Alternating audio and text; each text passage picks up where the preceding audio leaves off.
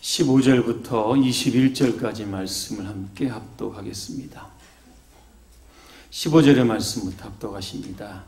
그런즉 너희가 어떻게 행할지를 자세히 주의하여 지혜 없는 자 같이 하지 말고 오직 지혜 있는 자 같이 하여 세월을 아끼라. 때가 악하니라.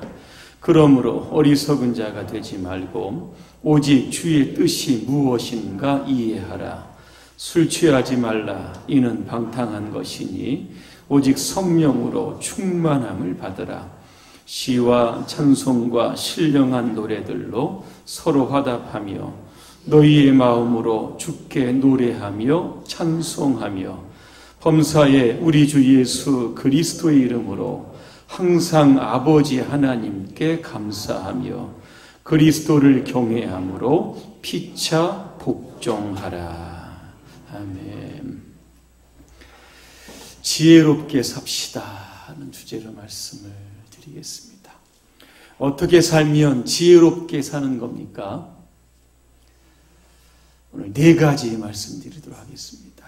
첫째는 세월을 아끼며 사는 겁니다.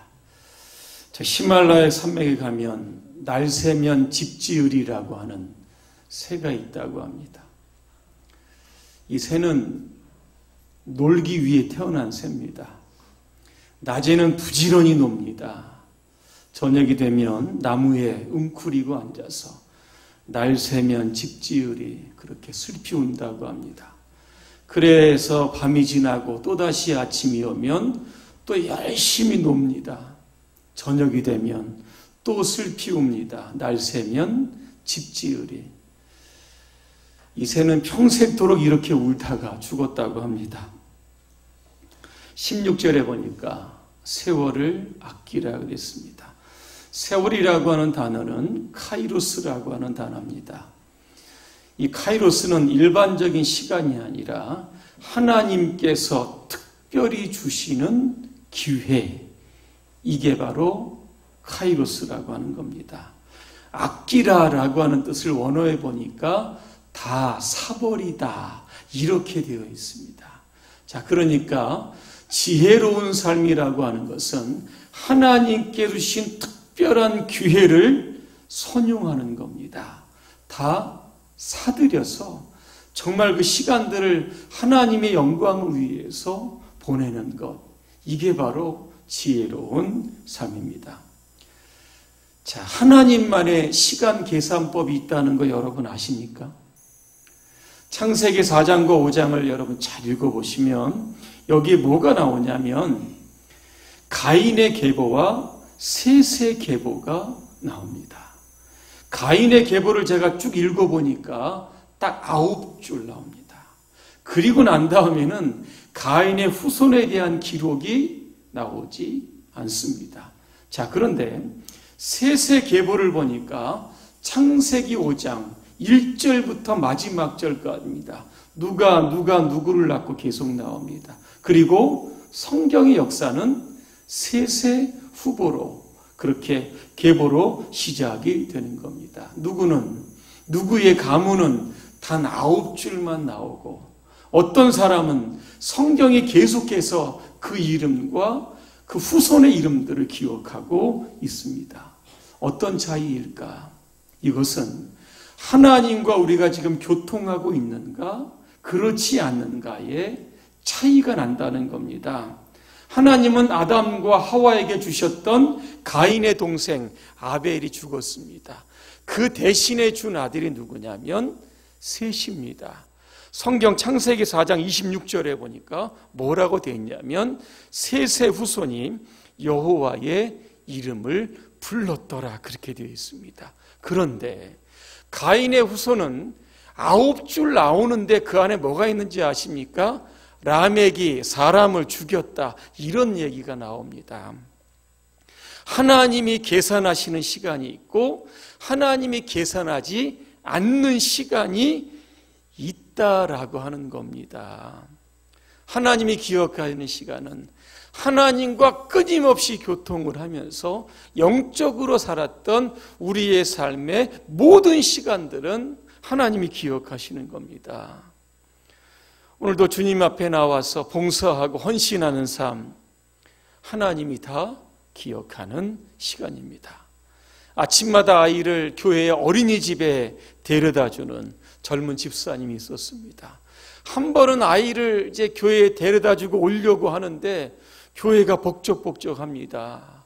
아는 집사님 만나서 인사를 했더니 참 잘 왔다고, 오늘 교회 행사가 있는데 식당에 일손이 좀 부족하니까 도와주고 가라고 합니다.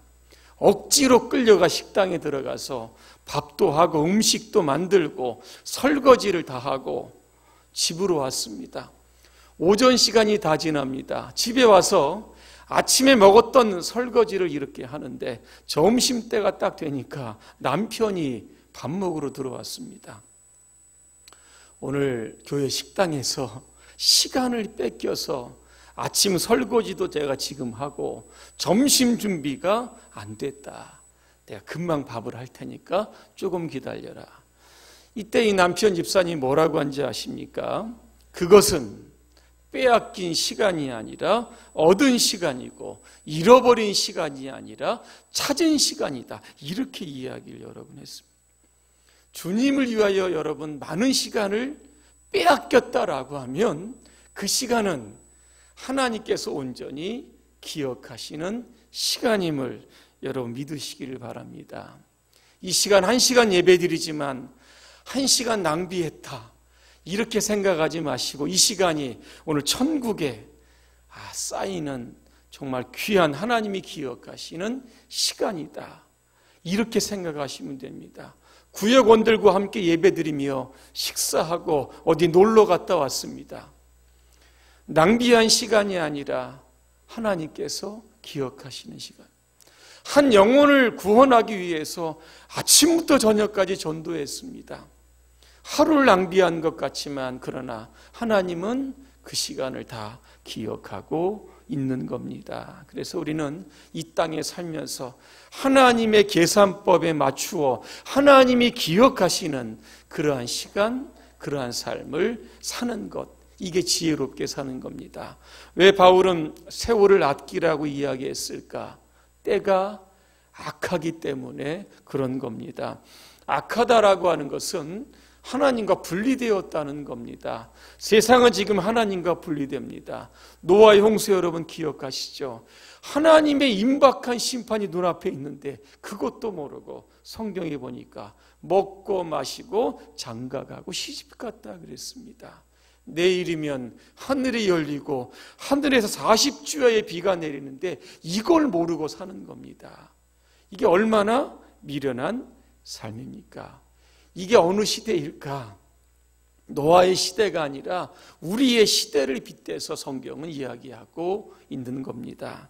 우리가 이런 시대에 세월을 아끼지 않으면 악한 세월의 흐름에 우리가 흘러갈 수밖에 없는 거고 악에 오염될 수밖에는 없는 겁니다. 그래서 우리는 악한 시대에 살지만 그러나 우리의 시간들을 여러분 다시 사와서 하나님이 기억하시는 아름다운 그런 시간으로 만들어가는 저와 여러분의 삶이 되시기를 간절히 바랍니다.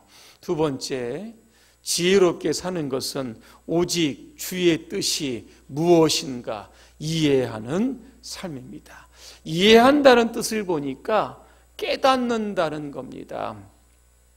주님의 뜻과 내 뜻이 동시에 내 앞에 여러분 놓였습니다. 어리석은 사람은 자신의 뜻에 주님의 뜻을 끼워 맞춥니다. 그런데 지혜로운 사람은 주님의 뜻에 자신의 뜻을 맞추는 사람입니다. 무디 목사님이 양조장 개업 예배를 갔다고 합니다. 많은 축하객들이 와서 돈 많이 버십시오. 잘 될 겁니다. 축하를 해주었다고 합니다. 예배의 마지막 축도 시간입니다.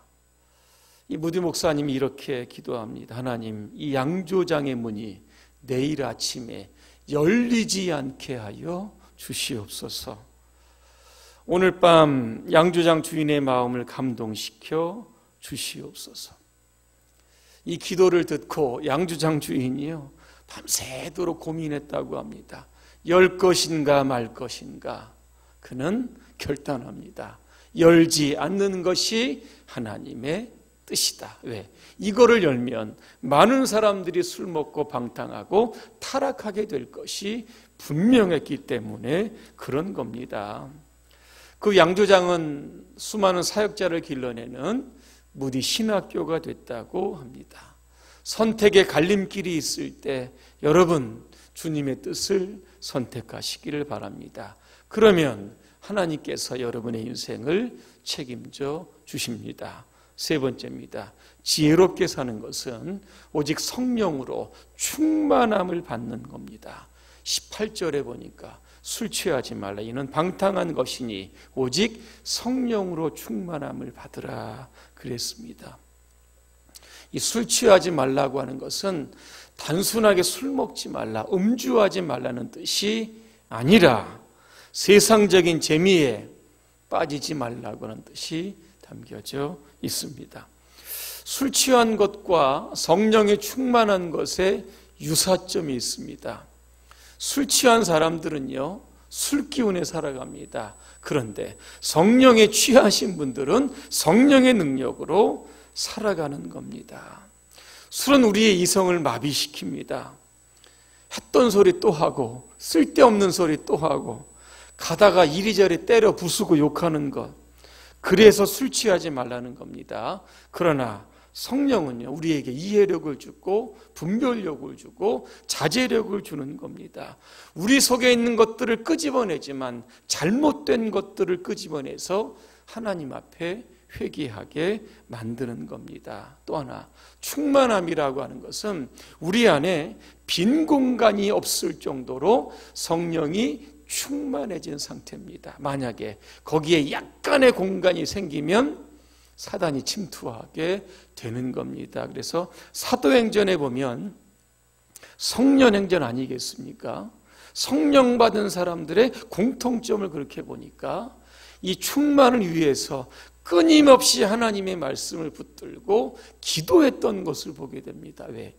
빈틈이 안 생기도록 내 안에 성령이 충만함으로 말미암아 죄를 이기고 날마다 여러분 영적 싸움에서 승리하시기를 주님의 이름으로 축원합니다. 마지막 네 번째입니다.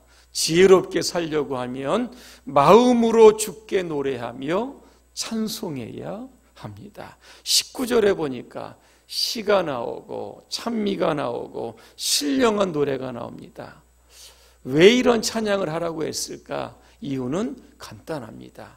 찬양에는 치유의 능력이 있기 때문에 그런 겁니다. 살다 보면 스트레스 많이 받으시죠? 세상 사람들은 노래방 갑니다. 왜? 이게 좀 풀리니까. 그러나 우리는 여러분 찬송가 여러분 많이 들으시고요, 또 찬양 여러분 많이 하시기를 바랍니다. 찬양하다 보면 우리 안에 악한 것들이 여러분 다 나갑니다. 다윗이 여러분 연주하고 찬양하다 사울에게 씌웠던 악신이 나갔던 것처럼 우리 안에 더러운 것들이 빠져나가는, 이게 바로 찬양의 능력과 위력이라고 하는 겁니다. 1994년 4월입니다. 넬슨 만델라가 남아프리카 공화국의 대통령으로 그렇게 당선이 됩니다. 이거를 기념하기 위해서 런던에서 콘서트가 열립니다. 세계적인 가수들이 와서 노래를 합니다. 이 콘서트의 마지막 시간이 됩니다. 이 제시 놀만이라고 하는 흑인 여자 가수가 나옵니다. 그리고서는 무대 위에 서가지고 기도를 합니다.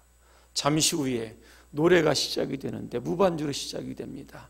여러분 잘 아시는 305장 어메이징 그레이스입니다. 한때 노예상이었던 자신의 과거를 회개하며 지은 존 뉴턴의 참여시입니다. 1절이 시작이 됩니다. 그런데 사람들이 하나둘씩 그 가사를 따라 부르기 시작합니다. 나 같은 죄인 살리신 주 은혜 놀라와 잃었던 생명 찾았고 광명을 얻었네. 2절, 3절, 4절. 그리고 나서는요, 사람들이 훌쩍거리기를 시작합니다.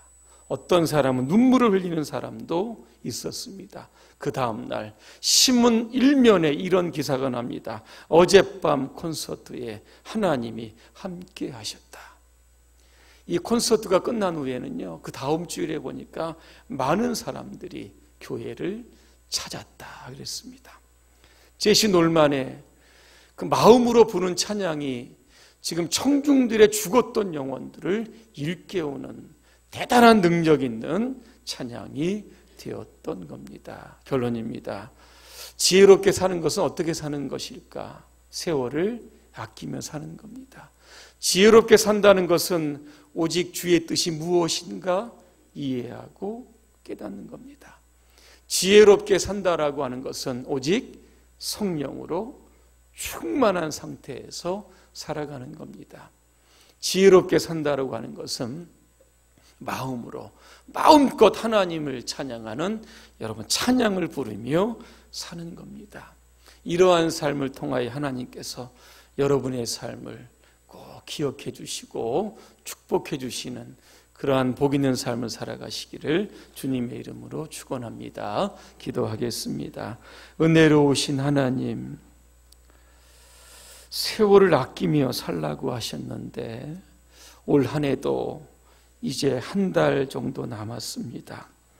하나님께서 주신 시간들 선용하며 살았는지 돌아보게 하여 주시옵소서. 이제 남은 한 달 동안 하나님이 기억하시는 영적인 삶에 전적으로 투자하며 살게 하여 주옵소서. 예수님의 이름으로 기도합니다. 아멘.